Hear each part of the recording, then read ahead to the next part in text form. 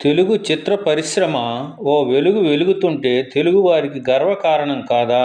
చెప్పండి. ఒకరికి మించిన ఒకరు ప్రతిభావంతులు చిత్ర పరిశ్రమలో తళుక్కుమంటున్నారు. వారు తెలుగుకే పరిమితం కాలేదు. జాతీయ స్థాయిలో, అంతర్జాతీయ స్థాయిలో పేరు సంపాదిస్తున్నారు. ఈ ఆరంభం దర్శక ధీరుడు రాజమౌళి నుంచి మొదలైంది. బాహుబలిలో పార్ట్ 1, పార్ట్ 2లు సెన్సేషన్ హిట్లయ్యాయి. విజువలైజేషను, కథని బిగువుగా నడిపించిన తీరు ఆ సినిమాలు కనకవర్షం కురిపించింది. ఇందులో ప్రభాస్ ప్రపంచవ్యాప్తంగా పరిచయం సంపాదించారు.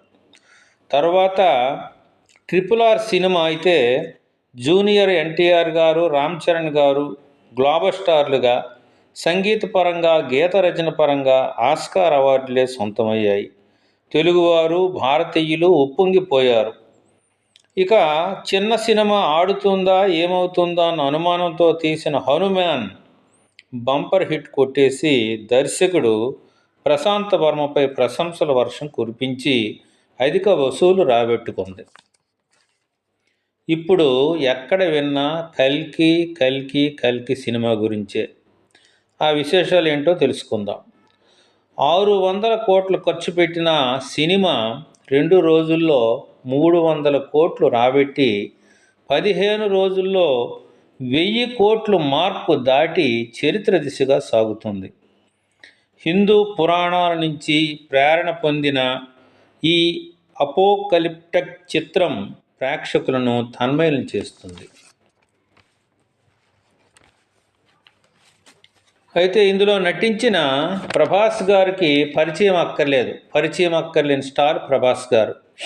యంగ్ రెబల్ స్టార్గా, పాన్ ఇండియా స్టార్గా బాహుబలి సినిమాతో భారతాంతం అంతా పరిచయమైనటువంటి ప్రభాస్ ఖాతాలో మరో సూపర్ డూపర్ హిట్ వచ్చి పడింది. అదే కల్కి సినిమా. శ్రీ ఉప్పలపాటి సూర్యనారాయణ రాజు తెలుగు సినీ నిర్మాత తనయునిగా, రెబల్ స్టార్ శ్రీ కృష్ణంరాజు సోదరుని కుమారునిగా పరిచయమై తొలి చిత్రం ఈశ్వర్ తీసి, తర్వాత వర్షము, ఛత్రపతి, బిల్లా, డార్లింగ్, మిస్టర్ పర్ఫెక్ట్, మిర్చి వంటి చిత్రాలతో పాటు బాహుబలి 1, 2తో ప్రభాస్ రేంజ్ టాలీవుడ్ నుంచి బాలీవుడ్, హాలీవుడ్ స్థాయికి పెరిగింది. బాహుబలి 2 సినిమా భారతీయ సినిమా చరిత్రలో మొదటి 1000 కోట్లు దాటిన చిత్రంగా, అలాగే సుమారు 2000 కోట్లు వసూలు చేసి సత్తా చాటుకుంది. ఇక కల్కి సినిమా డైరెక్టర్ గురించి 4 మాటలు. వీరు నాగర్ కర్నూలు జిల్లా తాడూరు మండలంలో ఐతోల్ గ్రామంలో వైద్యులైనటువంటి సింగిరెడ్డి జయరామరెడ్డి, జయంతి దంపతులకు జన్మించారు. మాస్ కమ్యూనికేషన్ జర్నలిజం డిగ్రీ పొందారు.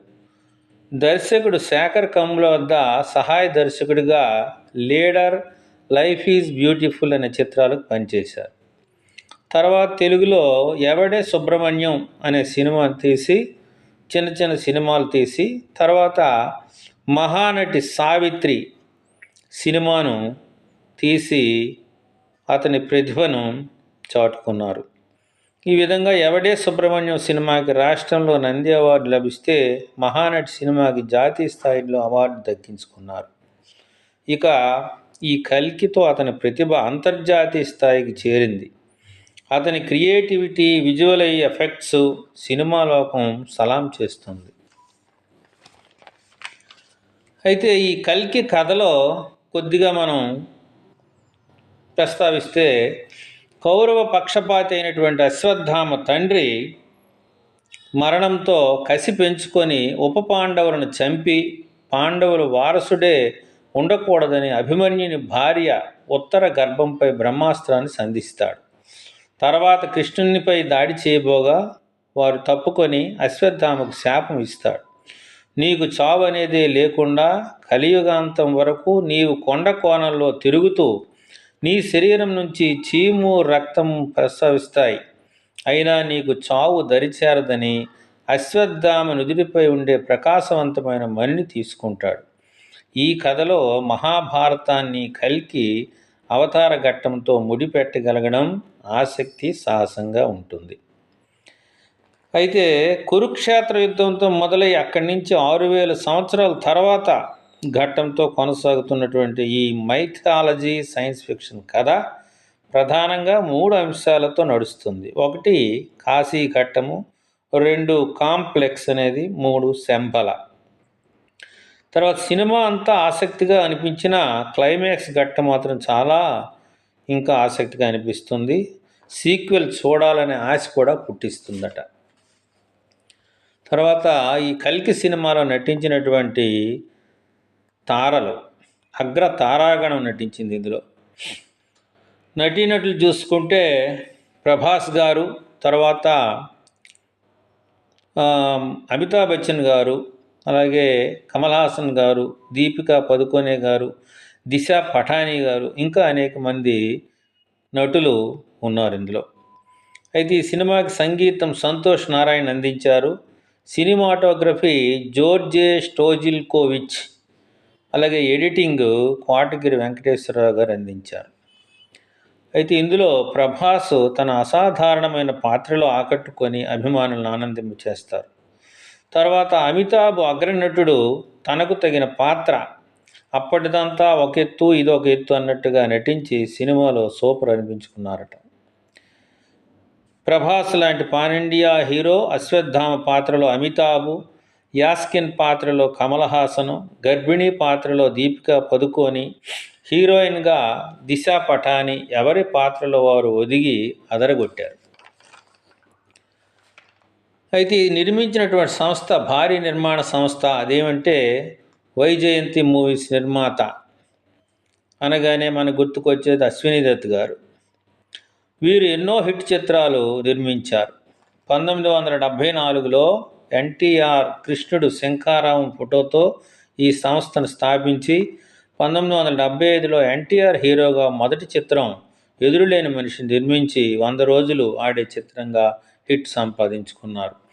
ఇక చిరంజీవి, శ్రీదేవి గారులతో జగదేక వీరుడు, అతిలోక సుందరి గురించి చెప్పక్కర్లేదు, సూపర్ డూపర్ హిట్ అయ్యింది.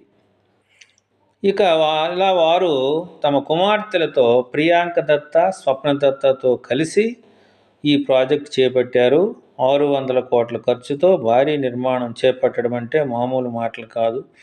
అలా కల్కి అనే సినిమాని తీసి కాసులతో పాటు ప్రశంసలు అందుకుంటున్నారు ఈ నిర్మాణ సంస్థ. కాబట్టి ఇంకెందుకు ఆలస్యం, వెళ్ళి కల్కి చూసేయండి, ఆ విజువల్ ఎఫెక్ట్స్ని ఆనందించండి, సినిమా తీసినటువంటి వారిని అభినందించండి. శుభం. ఈ వీడియో నచ్చితే లైక్ చేయండి, షేర్ చేయండి, సబ్స్క్రైబ్ చేయండి.